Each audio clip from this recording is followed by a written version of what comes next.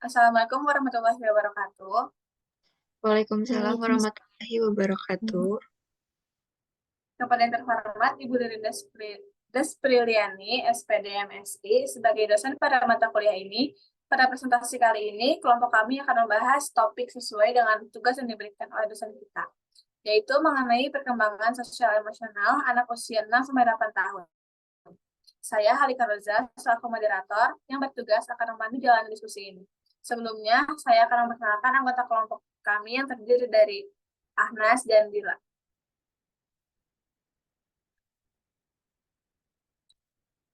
Sebelumnya, saya akan membacakan rangkaian acara pada siang ini, yaitu pembukaan, penyajian materi, dan penutupan. Sesi pertama adalah pembukaan yang diawali dengan basmalah bersama-sama. Bismillahirrahmanirrahim. Dan selanjutnya adalah penyajian materi sebagai inti acara. Untuk itu, saya memberi kesempatan kepada penyaji untuk mempresentasikan hasil diskusinya.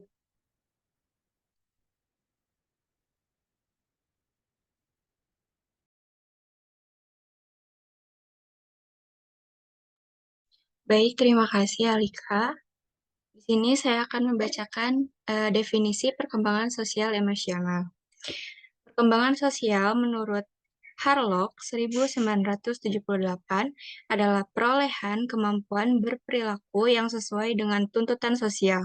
Perkembangan sosial merupakan pencapaian kematangan dalam berhubungan sosial atau merupakan suatu proses belajar untuk menyesuaikan diri dengan norma-norma kelompok, tradisi maupun moral agama. Perkembangan sosial pada anak usia 6-8 tahun sudah mulai ditandai dengan adanya perluasan hubungan di samping dengan keluarga, juga dengan orang dewasa, dan teman lain di sekitarnya. Selain itu, pada usia ini anak mulai membentuk ikatan baru dengan teman sebaya atau dengan teman sekelas, sehingga ruang gerak hubungan sosialnya menjadi lebih luas. Pada usia sekolah dasar, anak sudah mulai memiliki kesanggupan untuk menyesuaikan diri dari sifat egosentris atau berfokus pada diri sendiri, kepada sikap yang kooperatif atau bekerja sama, atau sosiosentris, atau mau memperhatikan kepentingan orang lain. Anak dapat berminat terhadap kegiatan-kegiatan teman sebayanya dan bertambah kuat keinginannya untuk diterima menjadi anggota kelompok. Anak merasa tidak senang apabila tidak diterima dalam kelompoknya. Berkat perkembangan sosial, anak dapat menyesuaikan diri dengan kelompok teman sebaya maupun dengan lingkungan masyarakat sekitarnya. Emosi. Emosi merupakan faktor dominan yang mempengaruhi tingkah laku individu, termasuk pula perilaku belajar. Emosi yang positif seperti perasaan senang, bergairah, bersemangat, atau rasa ingin tahu akan mempengaruhi individu untuk mengonsentrasikan dirinya terhadap aktivitas belajar, seperti memperhatikan penjelasan guru, membaca buku, aktif dalam berdiskusi, mengerjakan tugas, dan disiplin dalam belajar. Sebaliknya, apabila yang menyertai proses itu adalah emosi negatif, seperti perasaan tidak senang, kecewa, tidak bergairah, maka proses belajar akan mengalami hambatan. Dalam arti, individu tidak dapat memusatkan perhatiannya untuk belajar sehingga kemungkinan besar anak akan mengalami kegagalan dalam belajarnya. Selain pengaruh emosi tersebut, anak usia 6-8 tahun sudah mempunyai kemampuan untuk dapat bekerja lebih cepat dan efektif yang pada akhirnya dapat mengembangkan rasa bahwa dirinya mampu mengerjakan sesuatu.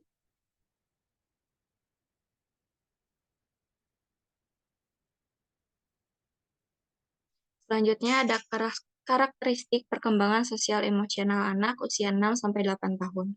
Yang pertama ada perkembangan sosial anak usia 6 tahun. Kebanyakan anak di usia 6 tahun sudah mengalami perkembangan sosial sebagai berikut. Anak menyukai permainan yang melibatkan imajinasi dan fantasi.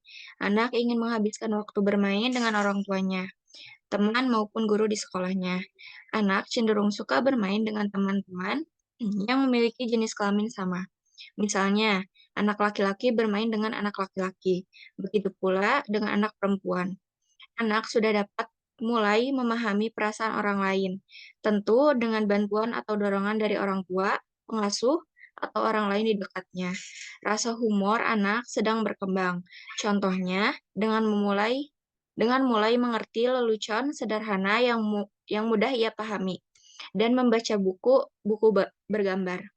Menariknya, di perkembangan anak usia 6 tahun ini, kemampuan sosialnya sudah mampu mengambil sisi baik dari hubungannya dengan orang terdekat. Anak bisa merasakan keamanan dan kenyamanan di dalam hangatnya keluarga dan teman-temannya di rumah maupun di sekolah. Selanjutnya ada perkembangan sosial anak usia 7 tahun. Ada berbagai kemampuan sosial yang sudah mampu dilakukan anak di masa perkembangan usia 7 tahun, yaitu anak menjadi lebih peka dan sadar dengan perasaan orang lain atau memiliki sifat empati. Anak sudah mulai berteman akrab dengan teman-temannya yang berjenis kelamin sama. Anak terkadang mau bermain berkelompok dengan teman-temannya, tetapi kadang juga ingin bermain sendiri. Meski sebenarnya si kecil masih suka bermain dengan teman sebayanya, ada kalanya ia juga menikmati saat menghabiskan waktu sendirian. Anak bisa menghabiskan waktu sendirian dengan bermain, membaca buku, maupun melakukan kegiatan lain yang ia senangi. Tidak perlu khawatir karena menghabiskan waktu senggangnya sendiri kadang dapat menjadi bagian penting dari perkembangan anak. Dengan cara tersebut, secara tidak langsung, anak belajar mengenal dirinya dan hubungannya dengan orang lain. Masih di perkembangan anak usia 7 tahun, kemampuan sosial anak juga terlihat saat ia mulai lebih peduli dengan pendapat dan pemikiran orang lain. Sayangnya, sisi negatif yang mungkin diperoleh anak dari pemahamannya mengenai pendapat orang lain yaitu ia rentan mengalami tekanan dari teman seusianya. Ambil contohnya ketika ada salah satu teman yang mengejeknya. Anak menjadi lebih peka dan perasa. Hal ini tentu berpengaruh pada suasana hati atau mood anak dan pemikirannya mengenai dirinya sendiri. Namun di sisi lain, rasa empati anak masih akan terus berkembang di usia ini. Itu sebabnya, sebagian besar anak di usia 7 tahun sudah mampu menempatkan diri seolah berada di posisi orang lain. Lalu selanjutnya ada perkembangan sosial anak usia 8 tahun. Memasuki usia 8 tahun, perkembangan sosial anak tentu semakin terasah dengan baik. Kemampuan sosial yang dimiliki anak usia 8 tahun mencakup hal-hal anak mendapat rasa aman ketika terlibat dalam kegiatan kelompok yang ia sukai, misalnya mengikuti ekstrakurikuler, olahraga, atau ekstrakurikuler pramuka, dan lainnya. Anak senang bermain di sekitar teman-temannya, namun hal ini membuat anak merasa bahwa pendapat teman-temannya merupakan hal yang penting dan tekanan dari teman-temannya bisa menjadi masalah. Anak mulai paham dan tertarik untuk menabung. Usia 8 tahun bisa dikatakan sebagai fase perkembangan sosial saat anak merasa senang bisa menjadi bagian dari sebuah kelompok sosial. Secara umum, di perkembangan anak usia 8 tahun ini, ia senang menikmati proses belajarnya di sekolah, dan waktu saat ia bermain dengan teman-teman sebayanya, tak kalah penting anak-anak usia 8 tahun juga masih dalam tahap mengembangkan pemahaman mengenai sesuatu yang salah dan benar. Hal ini kadang membuat si kecil berbohong maupun melakukan perilaku lain yang perlu dibimbing lebih lanjut agar ia paham mana hal yang boleh dilakukan dan tidak boleh dilakukan. Lalu ada perkembangan emosional anak usia 6 tahun. Perkembangan emosi anak di usia 6 tahun mencakup berbagai hal seperti anak biasanya memiliki rasa takut pada hal-hal tertentu yang sudah pernah diketahuinya, seperti takut monster, penculik, hewan besar, dan lainnya. Anak kerap kali merasa sudah menjadi anak dewasa yang mampu merawat dan mengayomi adik maupun anak yang usianya lebih kecil darinya.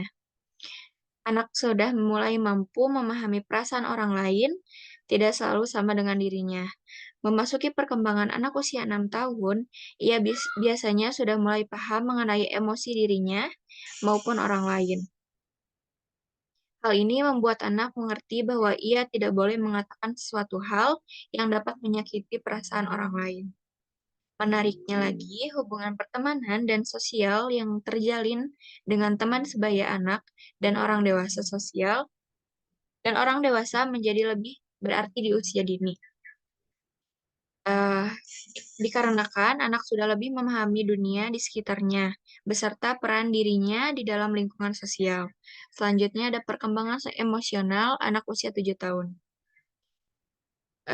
Pada usia 7 tahun, perkembangan emosi anak terlihat dari beberapa hal, yaitu anak sudah lebih peka terhadap emosi dan perasaan orang lain. Ia bisa dikatakan sudah memiliki empati. Anak dapat mengelola emosi dan ketakutannya terkait beberapa hal yang pernah ia alami, tetapi kerap merasa khawatir dengan hal-hal baru yang mungkin terjadi. Misalnya saat lupa mengerjakan PR sekolah, perkembangan anak usia 7 tahun sudah mampu mengerti ketika dihadapkan dengan situasi yang tidak terduga. Di usia 7 tahun, anak membutuhkan ruang untuk berkembang dan merasa nyaman. Ketika dunia semakin terbuka dan luas, anak memahami ternyata ada ruang di mana ia bisa merasa lebih nyaman, seperti berada di dalam rumah di antara keluarganya. Hanya saja, karena semakin mengerti mengenai dirinya, anak usia 7 tahun bisa sangat mengkritik dirinya saat melakukan hal yang tidak seharusnya. Ketika melihat si kecil tampak bersedih, coba ajak bicara perlahan dan tanyakan apa masalahnya. Bantu anak dengan memberi dukungan agar ia tidak mudah menyerah di masa perkembangannya. Jika perlu, libatkan anak dengan berbagai kegiatan yang membantu mendukung perkembangannya. Lalu ada perkembangan emosional anak usia 8 tahun. Menginjak usia 8 tahun, perkembangan emosi anak sudah mencapai beberapa hal baru, yaitu anak memiliki emosi yang bisa berubah-ubah dengan cepat. Ia kerap marah, menangis, bahkan bisa bersikap kasar saking merasa kesalnya. Anak bersikap tidak sabar. Hal ini membuatnya ingin mendapatkan sesuatu yang ia butuhkan sesegera mungkin dan seolah tidak mau menunggu. Anak mulai paham dan tertarik pada uang. Contohnya, ia mulai belajar menabung dan berencana untuk membeli sesuatu yang ia inginkan nantinya. Anak di usia 8 tahun sudah mampu mengelola emosi yang lebih kompleks. Seiring semakin baiknya perkembangan anak usia 8 tahun, ia sudah mampu untuk belajar mengelola pikiran dan emosinya demi menjaga perasaan seseorang. Contohnya ketika tantenya memberikan sepotong kue coklat, si kecil masih dapat tersenyum dan mengatakan terima kasih meski mungkin ia kurang menyukai kue tersebut. Selanjutnya akan dijelaskan oleh teman saya. Baik, terima kasih Anas. Selanjutnya, ada faktor-faktor yang mempengaruhi perkembangan sosial emosional anak usia dini. Yang pertama itu ada faktor sosial. Faktor sosial itu sendiri adalah faktor-faktor yang mempengaruhi perkembangan sosial pada anak usia dini berkaitan dengan hubungan interaksi antara satu individu dengan individu lainnya. Manusia juga pada umumnya saling membutuhkan. Berkaitan dengan hal itu, perkembangan sosial manusia dipengaruhi oleh beberapa faktor, yaitu yang pertama ada keluarga. Keluarga merupakan lingkungan pertama yang memberikan pengaruh terhadap berbagai aspek perkembangan anak, termasuk perkembangan sosialnya. Kondisi dan tata cara kehidupan keluarga merupakan lingkungan yang kondusif bagi sosial anak. Dan yang kedua ada kematangan. Bersosialisasi memerlukan kematangan fisik dan psikis. Untuk mempertimbangkan dalam proses sosial, memberi dan menerima pendapat orang lain memerlukan kematangan intelektual dan emosional. Dan yang ketiga ada status sosial ekonomi. Kehidupan sosial banyak dipengaruhi oleh kondisi atau status kehidupan keluarga dalam lingkungan masyarakat. Sehubungan hal itu, dalam kehidupan, anak senantiasa menjaga status sosial anak dan ekonomi keluarganya. Dalam hal tertentu, maksud menjaga status sosial keluarganya itu mengakibatkan menempatkan dirinya dalam pergaulan yang tidak tepat. Yang keempat ada pendidikan. Pendidikan merupakan proses sosialisasi anak yang terarah. Pendidikan dalam arti luas harus diartikan bahwa perkembangan anak dipengaruhi oleh kehidupan keluarga, masyarakat, dan kelembagaan. Dan yang kelima ada kepastian mental. Emosi dan inteligensi, kemampuan berpikir mempengaruhi banyak hal, seperti kemampuan belajar, memecahkan masalah, dan berbahasa. Anak yang berkemampuan intelektual tinggi akan berkemampuan bahasa secara baik. Pada kasus tertentu, seseorang jenius atau superior suka untuk bergaul dengan kelompok sebaya karena pemahaman mereka telah setingkat dengan sekelompok umur yang lebih tinggi. Sebaliknya, kelompok umur yang lebih tinggi tepat menganggap dan memperlakukan mereka sebagai anak-anak. Faktor selanjutnya adalah faktor emosi. Faktor-faktor yang mempengaruhi perkembangan emosi pada anak usia dini, terdapat sejumlah faktor yang mempengaruhi perkembangan emosi anak prasekolah atau TK. Faktor ini dapat berasal dari dalam individu, konflik dalam proses perkembangan, dan sebab yang bersumber dari lingkungan. Orlov 1991 dan Lazarus 1991 menyatakan bahwa perkembangan emosi pada anak dipengaruhi oleh dua faktor penting, yaitu yang pertama, maturation atau kematangan. Harlock memandang pentingnya faktor kematangan pada masa kanak-kanak terkait dengan masa krisis perkembangan, yaitu saat-saat ketika anak siap menerima sesuatu dari luar. Kematangan yang telah dicapai dapat dioptimalkan dengan pemberian rangsangan yang tepat, contohnya dalam perkembangan emosi. Pengendalian pola reaksi emosi yang diinginkan perlu diberikan kepada anak guna menggantikan pola emosi yang tidak diinginkan sebagai tindakan preventif. Dan yang kedua ada faktor lingkungan belajar. Faktor lingkungan dalam proses belajar berpengaruh besar untuk perkembangan emosi, terutama lingkungan yang berada paling dekat dengan anak, khususnya ibu atau pengasuh anak. Thompson dan Lagatuta 2006 menyatakan bahwa perkembangan emosi anak usia dini sangat dipengaruhi oleh pengalaman dan hubungan keluarga dalam setiap hari. Anak belajar emosi baik penyebab maupun konsekuensinya. Harlock mengungkapkan proses belajar yang menunjang perkembangan emosi terdiri dari beberapa. Yang pertama itu belajar dengan cara meniru dan mengamati hal-hal yang membangkitkan emosi tertentu orang lain. Anak-anak bereaksi dengan emosi dan metode ekspresi yang sama dengan orang-orang yang diamati. Belajar dengan mempersamakan diri. Di sini anak hanya meniru orang yang dikagumi dan mempunyai ikatan emosional yang kuat. Dan yang kedua ada belajar melalui pengondisian. Metode ini berhubungan dengan aspek rangsangan, bukan dengan aspek reaksi.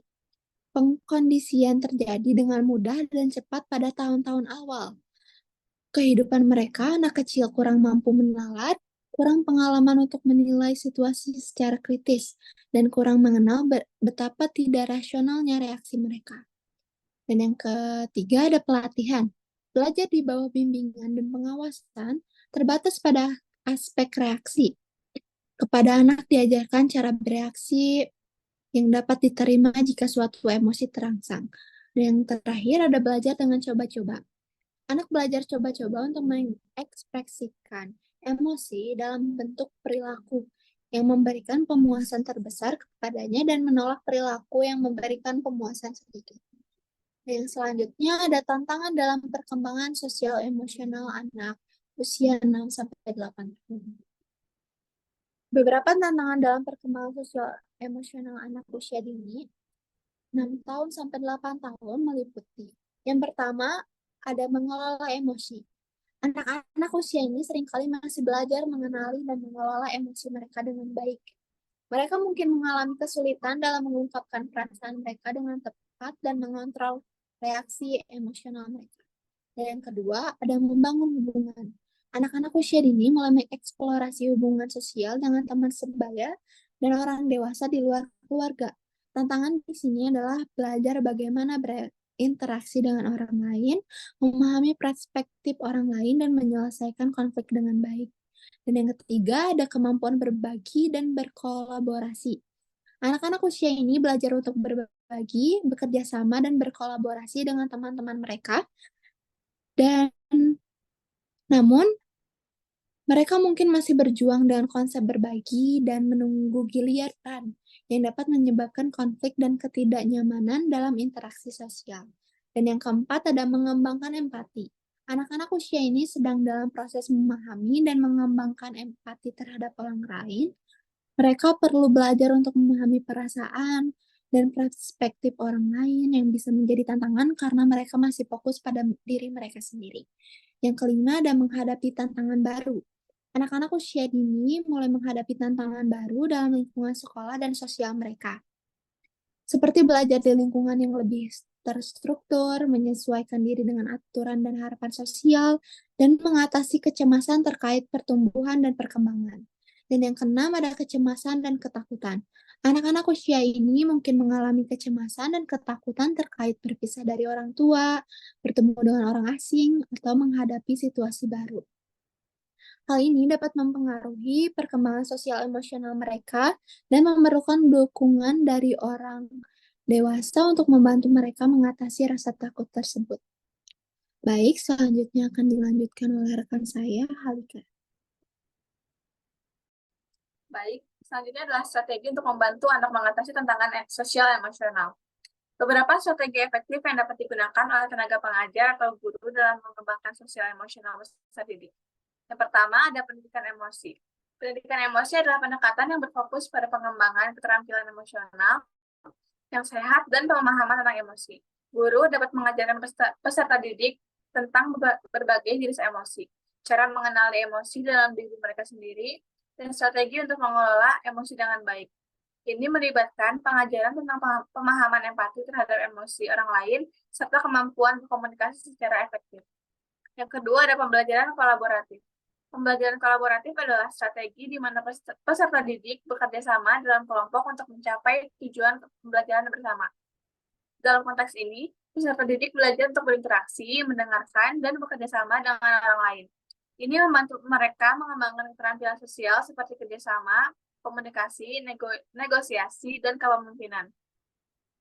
Yang ketiga adalah pembelajaran berbasis proyek. Pembelajaran berbasis proyek melibatkan peserta didik dalam proyek nyata yang membutuhkan kolaborasi, memecah masalah, dan kreativitas. Dalam konteks ini, peserta didik belajar untuk bekerja dalam tim, juga belajar untuk mengatasi hambatan dan menghadapi kegagalan dengan ketekunan. Yang keempat ada pengembangan keterampilan komunikasi. Keterampilan komunikasi yang efektif adalah kunci dalam pengembangan sosial emosional peserta didik. Guru dapat mengajar peserta didik tentang keterampilan dasar komunikasi seperti mendengarkan aktif, mengungkapkan ide dengan jelas, menggunakan bahasa tubuh yang tepat, dan memahami pesan non-verbal. Keterampilan komunikasi yang baik membantu peserta didik berinteraksi dengan orang lain dengan lebih efektif dan membangun hubungan yang sehat. Yang kelima ada program pembelajaran karakter. Program pembelajaran karakter adalah pendekatan yang berstruktur untuk mengembangkan nilai-nilai moral yang positif dan sikap positif pada peserta didik. Dalam program ini, peserta didik belajar tentang hal-hal seperti integritas, empati, tanggung jawab, kerjasama, dan rasa hormat terhadap orang lain. Program ini membantu membangun fondasi sosial emosional yang kuat dan membentuk pribadi yang baik. Yang keenam ada pembelajaran bermain peran. Pembelajaran bermain peran melibatkan peserta didik dalam berpura-pura menjadi karakter atau memainkan peran tertentu. Dalam konteks ini, peserta didik belajar untuk mengasumsikan perspektif orang lain, mengembangkan empati, dan mengatasi tantangan yang dihadapi oleh karakter yang mereka mainkan. Pembelajaran bermain peran dapat meningkatkan pemahaman emosional dan membantu peserta didik mengembangkan keterampilan sosial dan emosional. Yang ketujuh ada penggunaan teknologi. Teknologi dapat digunakan sebagai alat yang efektif dalam mengembangkan sosial emosional peserta didik. Aplikasi dan permainan edukatif dapat membantu peserta didik mempelajari keterampilan sosial, mengelola emosi, dan membangun hubungan yang sehat. Penggunaan teknologi juga dapat memfasilitasi komunikasi dan kolaborasi antara peserta didik. Yang kedelapan ada mendukung lingkungan belajar yang aman dan inklusif. Penting bagi guru untuk menciptakan lingkungan belajar yang aman dan inklusif bagi semua peserta didik. Hal ini melibatkan penanaman norma-norma yang positif, menghargai keberagamaan, dan menghindari perilaku yang merugikan atau mendiskriminasi. Peserta didik perlu merasa diterima dan dihargai dalam lingkungan belajar agar dapat mengembangkan sosial emosional dengan baik. Yang kesembilan, pembinaan diri. Pembinaan diri adalah strategi yang melibatkan peserta didik dalam proses refleksi diri, dan pengembangan diri. Melalui pembinaan diri, peserta didik belajar untuk mengenali kekuatan dan kelemahan diri mereka, mengatur emosi, dan menetapkan tujuan yang dapat membantu mereka tumbuh dan berkembang secara sosial emosional. Yang terakhir ada kolaborasi dengan orang tua dan masyarakat. Kolaborasi antara tenaga pengajar, orang tua, dan masyarakat sangat penting dalam mengembangkan sosial emosional peserta didik. Komunikasi yang terbuka dan kerjasama antar semua pihak dapat memberikan dukungan yang konsisten dan memperkuat pembelajaran sosial emosional dalam berbagai konteks. Baik, untuk yang terakhir adalah kesimpulan dari materi yang kami bahas hari ini. Kesimpulannya adalah anak usia 6-8 tahun sedang mengalami perkembangan sosial emosional yang penting dalam membentuk kepribadian dan interaksi sosial mereka di masa depan. Karakteristik yang menonjol dari perkembangan sosial emosional anak usia 6-8 tahun meliputi kemampuannya dalam berinteraksi dengan teman sebaya, memahami perasaan orang lain, pengembangan empati, dan kemampuan mengontrol emosi. Faktor-faktor yang mempengaruhi perkembangan sosial emosional anak usia dini meliputi lingkungan keluarga, peran sekolah, dan teman sebaya, serta pengaruh media teknologi.